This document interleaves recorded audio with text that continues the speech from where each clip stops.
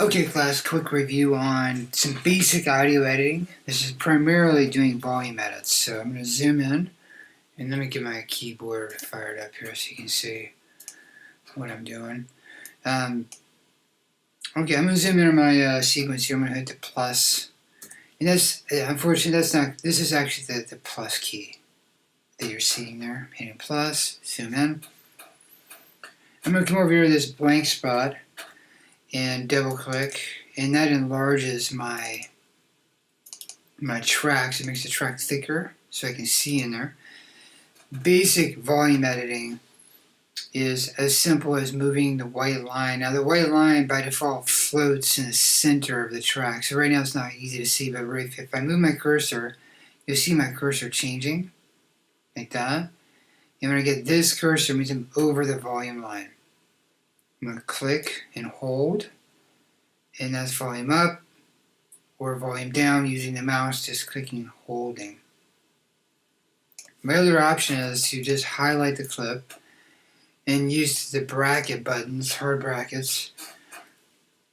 Bracket right takes the volume up, bracket left takes the volume down.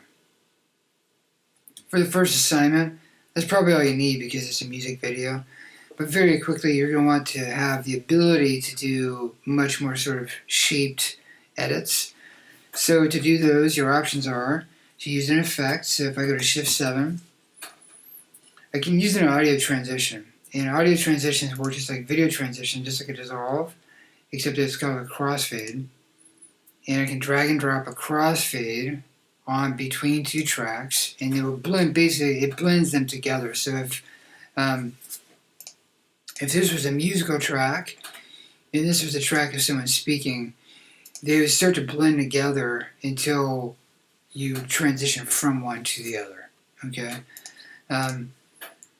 Now the one I really wanted to show you is using the pen tool. And when the computer crashed tonight, this is where it was. So I'm going to switch to the pen tool. Pen tool is right over here. Shortcut is P, like Paul, right there. And I'm gonna blow this up so it's a little more visible. And I'm gonna stretch this out so we've got lots of real estate. Now my volume line is still in the center, and now you can see the pen tool, the icon changes when I'm over the volume.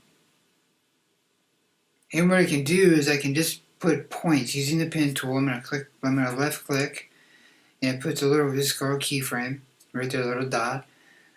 And I can put as many keyframes as I want. And then I can edit that individual position. So I can go to this middle one. I can say at this point, I want the sound to be very quiet. And then I want it to become much louder over here and then level off, right? So once you put the keyframes in, using the pen tool or selection tool, shortcut V, like Victor, you can continue to move them around infinitely. If you make you do something you don't like the way it's working out, you don't like the choice, all you have to do is click on that keyframe, and again you'll see that the cursor changes when I'm over the keyframe, right there. Click it once until it turns blue, and then you can hit delete, and it just goes away. So I'm going to do the same. I'm going to delete this one, click, using the selection tool, shortcut V, and delete. Oop, wrong thing, Command Z. There we go. I think I got it. Did I get it? Yeah. Okay. Okay, so back to the pen tool. Shortcut is P, like Paul. And now I'm going to do something a little different. Like the next thing I can do. So you'll notice if I just put points and I edit them, it means that the volume's going to change in like hard angles. These very sharp points. And a lot of times that's not what you want. A lot of times what you want is like smooth or rolling transitions. So I'm going to do Command Z.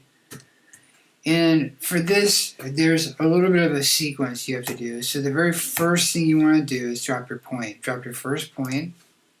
And as soon as I've established the first point, now I'm going to right click on the mouse. And I'm going to switch to bezier. Bezier is a funny word. It is the last name of a French engineer. An engineer named, his last name is Bezier. And he worked out the mathematics for these curves. That's basically what these are, but that's why it's called bezier. It's named after him. And I want bezier curves, and I'll show you what those look like. So I switch to bezier, and now I'm going to finish putting my points in. And because I've set the first one to bezier, all the ones after will also be bezier. You can see that they have little tiny handles. So if I click here and move this, now you'll see it looks slightly different. See the little tiny handle right there? I'm going to switch back to the selection tool. And I can manipulate the handles. I can pull them out, and it changes the shape of the curve. That curve right there. So I can move the handle up and down, and I can move it in and out to change the volume change. I'll go to the second one. You can just keep editing this infinitely. Also, you can delete them the same way. If you don't want them, you don't like your changes, just highlight that keyframe, which is the point, and delete. Okay. So one more time. Now, I'm going to delete these. I'm going to show you a different way of deleting. With the selection tool, I can just drag a box. I can draw a box. Oh, pardon me. Maybe it's, oh, I take it back. It's not going to let me do it. Okay. Things change in Premiere all the time. That changed. Scratch that. So I'm just going to select them individually. And I'm back to where I was. Okay, so last time, P for pen. I'm going to draw my first point. As soon as I got my first point or keyframe, I'm going to right click on that keyframe. Now that's the wrong menu. If you see that big menu, try again. Here's the big menu, and I got that because the pin wasn't right on top of the keyframe. Okay, so I'm going to go back to keyframe, get my pin right on top, right click, choose bezier, and then put in however many points I want after. And they will all at this point have the handles, and I can continue editing them and putting curves on them until my heart's content. I tend to switch back to the selection tool after I put the points in.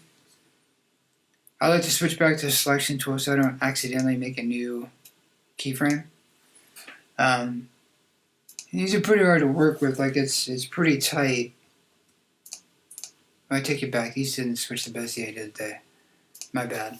So let me delete those. And this is just, this is audio editing. Okay, pen tool, right click, switch to bezier, put in additional points, move the points around. I'm going to switch back to my selection tool, shortcut V, and I can keep editing those curves. Okay? And that's the basics on volume edits. Volume.